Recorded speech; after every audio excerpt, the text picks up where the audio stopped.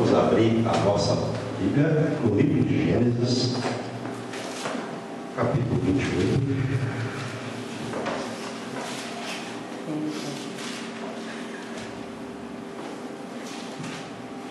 A partir do verso 18.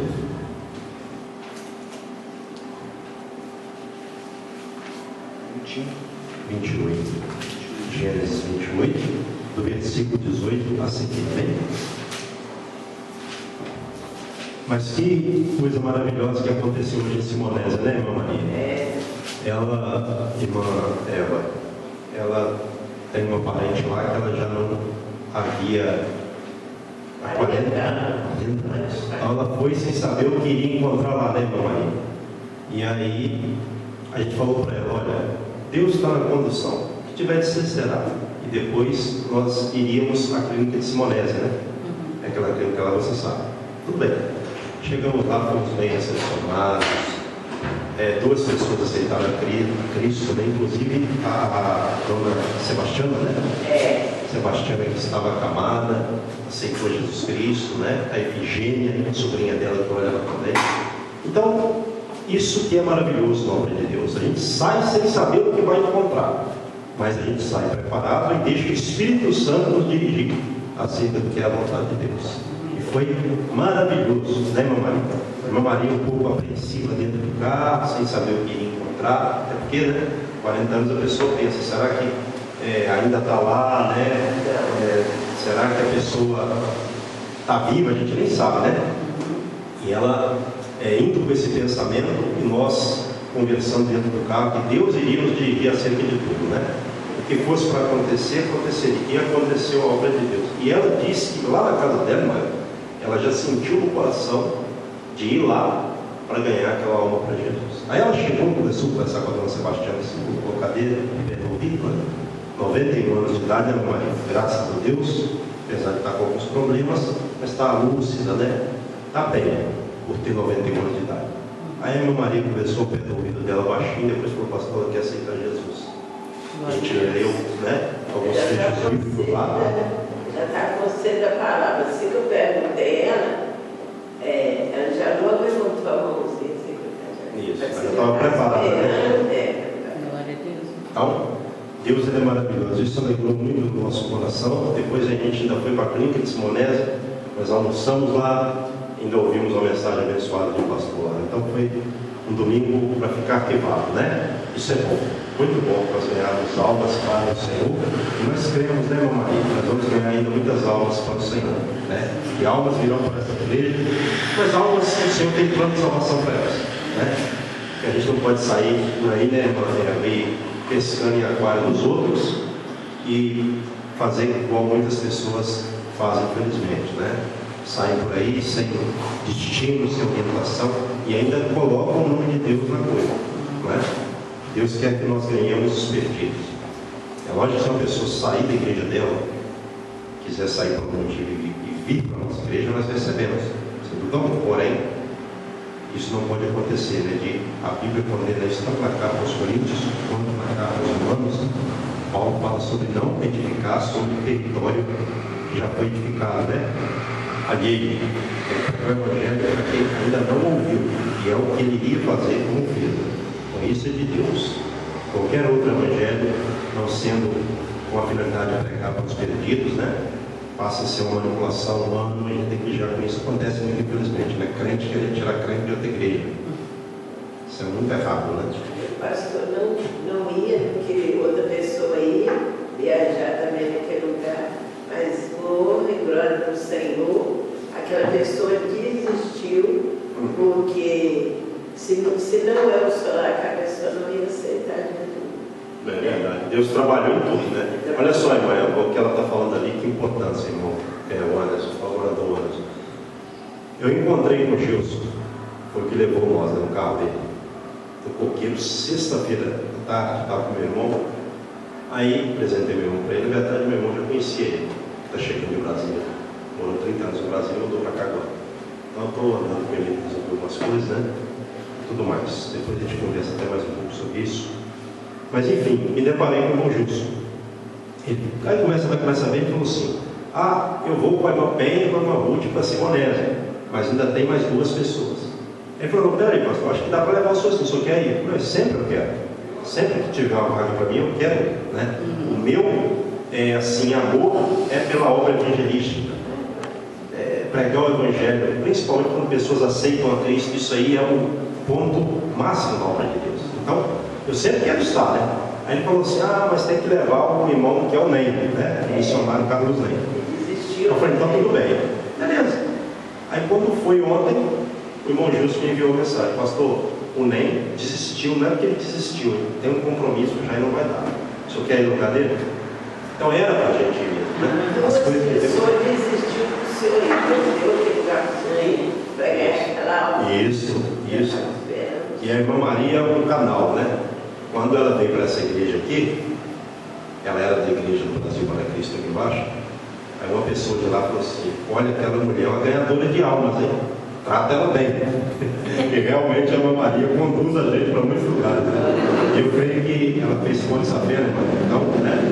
Graças a Deus, ela fez a força-feira, agora o Senhor melhorou a condição física dela.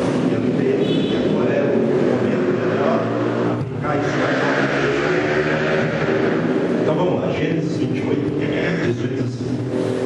Tendo se levantado Jacó cedo de madrugada, tomou a pedra que havia posto no travesseiro e a erigiu em coluna, sobre cujo topo entornou azeite, e ao lugar da cidade que outrora se chamava Luz, deu o nome de Betel. Fez também Jacó um voto dizendo, se Deus for comigo e me guardar nesta jornada que empreendo, e me der pão para comer e roupa para que me vista, de maneira que eu volte em paz para a casa do meu pai, então o Senhor será o meu Deus, e a pedra que erigi por coluna será a casa de Deus, e de tudo quanto me concederes, certamente eu te darei o dízimo. Amém. Então, irmãos, às vezes a pessoa pensa assim, ao pastor, alguém pode pensar, eu creio que ninguém pensa assim, mas às vezes tem pessoas que pensam assim, já vem o pastor com texto de dízimo, né? Hoje tem muito disso, né? As pessoas falam, está certo a dízimo ou não, aquela confusão. Mas, eu acho interessante aqui desse trecho, irmãos, que quando Jacó ele fez esse voto com Deus, nem ainda havia lei. Esse é o primeiro ponto. Porque as pessoas usam muito essa abordagem, né? O dízimo é da lei. Bom, aqui nem ainda havia lei. Então, na verdade, o dízimo já era um costume das pessoas. Já era um voto que as pessoas faziam a Deus. E era também, de acordo com a história, costume até de outros povos, de entregarem, né, ali a 10ª parte para os seus deuses. Mas vamos deixar essa história dos outros povos para lá e ficarmos com a história de Israel. Aqui, Jacó, que era neto de Abraão, ele já se propôs em dar o dízimo. Inclusive Abraão, seu avô, também deu o dízimo. Se você for ver lá em Gênesis, parece 14, né? Ele deu o dízimo a Melquisedeque. Não precisa de falar não, só para me certificar aqui. Isso mesmo, ele deu o dízimo a Melquisedeque, lá naquela questão. Mas vamos ficar aqui com, se você quiser depois ler, né? Gênesis 14, você vai ver por que Abraão deu o dízimo a Melquisedeque, ali que é o tipo de Cristo, não é? Até fala no Novo Testamento de Jesus Cristo, ele é sacerdote segundo a ordem de Melquisedeque, né? Nós podemos até dizer que Jesus Cristo ele é o sumo dos sumos, superior e soberano sacerdote de todos, né? Isso nós podemos dizer com excelência, com clareza na Bíblia. Mas aqui ele havia pecado. Nós conhecemos a história de Jacó. Ele havia se unido à sua mãe, Rebeca, e eles enganaram a seu pai, para que ele fosse abençoado ali com a bênção, que ele fosse, naquele momento, abençoado com a bênção da primogenitura. Isso está certo, pastor? Olha, foi um erro. Agora, Deus permitiu isso acontecer. Não é? Então, pastor, o que Rebeca e Jacó fizeram com Isaac é padrão? A gente pode fazer também? Se eles fizeram e deu certo, bom, não. Por que isso está na Bíblia? Porque a Bíblia não esconde erro de ninguém.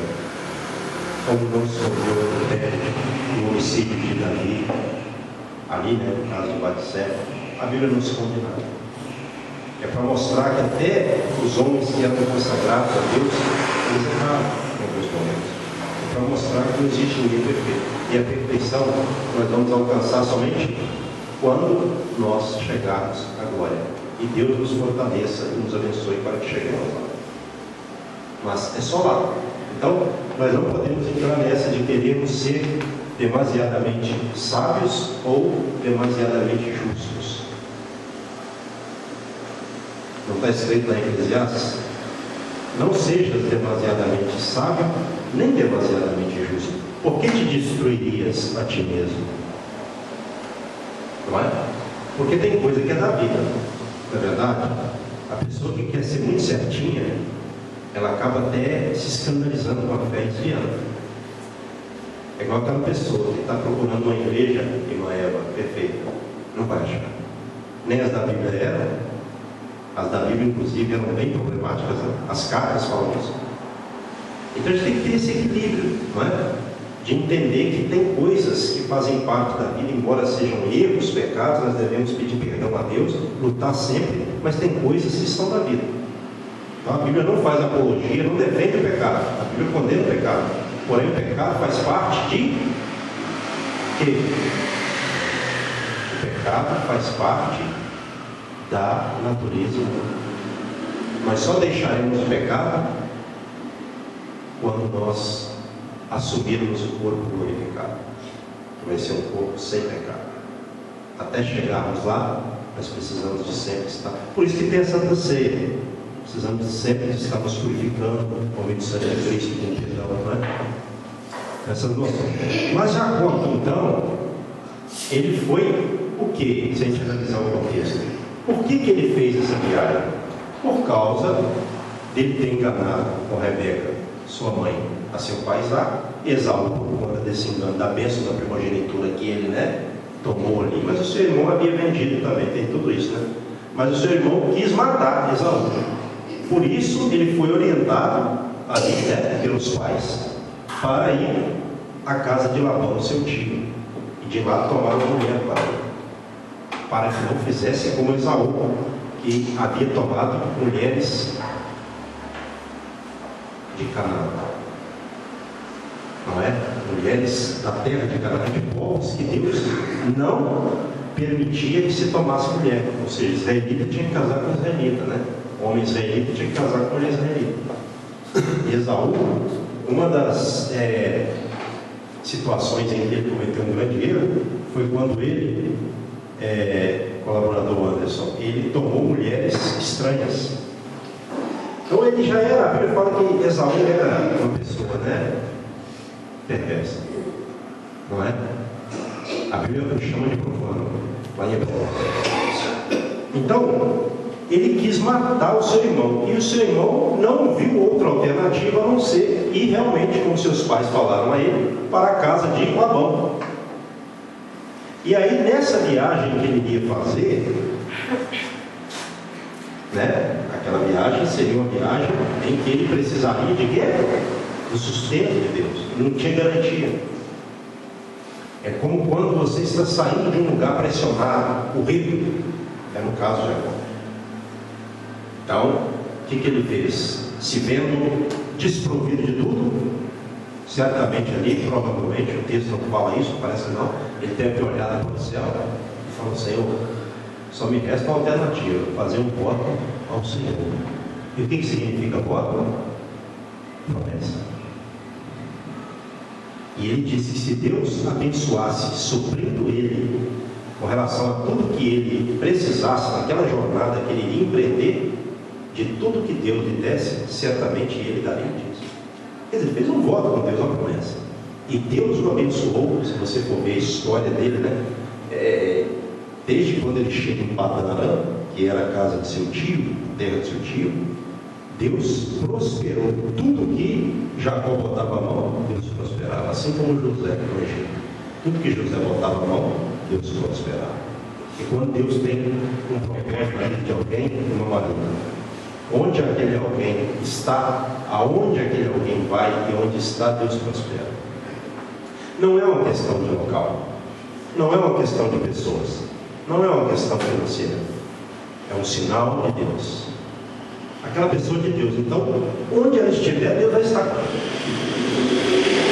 E até é interessante nós analisarmos o que? Segundo essa linha, aquilo que é de Deus para nós, o que é de Deus, Deus vai abençoar, não adianta. Então tudo isso a gente vai aprendendo com a Bíblia. Qual que era o segredo da casa de Labão, da prosperidade? Jacó que estava lá porque Deus tinha um propósito na vida dele. De José era Egito. José era o segredo. Onde José estava ali, ele tocava, Deus prosperava. Como foi para a cadeia? Irmão Anderson, evangelista. Falando evangelista, aqui está todo mundo contexto, né? Faz parte. Até na cadeia, Deus prosperou. Quando eles pensaram assim, agora eu quero ver o Deus dele, provavelmente, né? Agora ele está na cadeia. Até na cadeia ele foi chefe e prosperou. Então o servo de Deus é assim, quando as pessoas pensam que ele vai morrer, aí é que ele revive mais ainda. Porque Deus é com ele. Na verdade, a importância de servir a Deus. E nós sabemos que Deus o abençoou e certamente Jacó cumpriu a promessa. Certamente Jacó cumpriu a promessa. Porque Deus cumpriu, né? O voto que ele fez a Deus, Deus, a parte dele, cumpriu. E Jacó, provavelmente, como era um homem de fé, cumpriu a parte dele também. Né?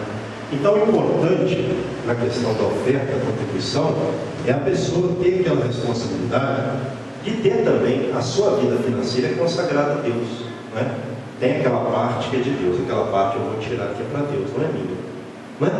Quer dizer, uma consagração que a pessoa faz da sua vida também, financeira. Porque às vezes tem, no caso, por exemplo, quem já ouviu falar assim, o fulano converteu, mas o bolso dele não converteu. Vocês já ouviram isso? Alguém falar? O fulano converteu em tudo. Não chega a botar a mão no bolso, né?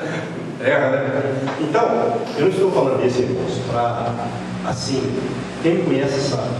Eu não sou de ficar impondo nada. Que dia que eu pedi dízimo a alguém aqui? Pessoalmente, assim. Não tem ninguém que vai falar. Porque até o dízimo tem que ser dado por amor e pela fé para Deus receber. Mas o ensinamento cabe a nós ensinarmos, né? Então, quando alguém chega perto de você e fala assim, o dízimo é coisa da lei. Jacó aqui, tanto ele quanto o seu avô Abraão, eles deram dízimo antes da lei. E Abraão é quem na Bíblia? Pai da fé. Nós somos filhos da fé de Abraão. Não é? Se nós somos filhos da fé de Abraão, eu creio que não é demais também a pessoa, quando ela está trabalhando, tirar a 10ª parte do Senhor. Deus vai até abençoar a pessoa, tem promessa. A pessoa com isso, ela ganha mais dando, ela ganha mais recebendo do que dando, aliás. Não é verdade? Mas por que então que Deus precisa? Porque Deus sempre trabalhou com tudo pela fé. Até a questão financeira é pela fé. É pela fé que a pessoa dá. E aquilo que você dá pela fé contribui muito com a obra de Deus, e Deus também abençoa a sua vida. É uma questão entre a pessoa e Deus, não é? Por isso que é importante a pessoa ter esse zelo de falar assim, esse de Deus, a pessoa que tem o seu ganho, né, que trabalha, esse de Deus eu não mexo, é de Deus, eu consagrei a Deus. E Deus abençoa a vida da pessoa tremendamente. Se você for ver a história, né, das contribuições da Bíblia, você vai ver que Deus abençoa realmente, não é? Então vamos orar. Pai, neste momento te agradecemos, ó Deus, por mais um dia que foi um dia abençoado, apesar de nós termos recebido essa chuva também, que é bênção do Senhor para nós, porque chove é bênção, Pai. Foi uma bênção essa chuva e outras que virão serão também. Mas, ó Deus e Pai, temos que entender que com chuva ou sem chuva, devemos vir à igreja. A menos que aconteça algo, né? Como provavelmente deve ter acontecido com alguns irmãos, às vezes algum contratempo, mas nós precisamos sempre estar com a nossa vida consagrada ao Senhor. E agora, especificamente na área da oferta e contribuição, Nós te agradecemos por toda a contribuição que tem sido colocada neste gasofilácio, cada dízimo, cada oferta. Deus continue abençoando o teu povo, para que haja, pela lealdade e fidelidade do teu povo, a bênção do Senhor permanente na vida do teu povo, Pai. Não deixe faltar aquilo que é necessário, que as promessas do Senhor, Pai, continuem se cumprindo na vida do teu povo, meu Pai, para que haja a santa prosperidade do Senhor na igreja e na vida de cada irmão. Em nome de Jesus Cristo, assim eu oro e te agradeço. Amém. E graças a Deus. Se alguém tiver trazido a sua contribuição, pode colocar no gasofilácio. Se você também não trouxe, não tem problema, porque esta é a casa de Deus, né? E a liberdade.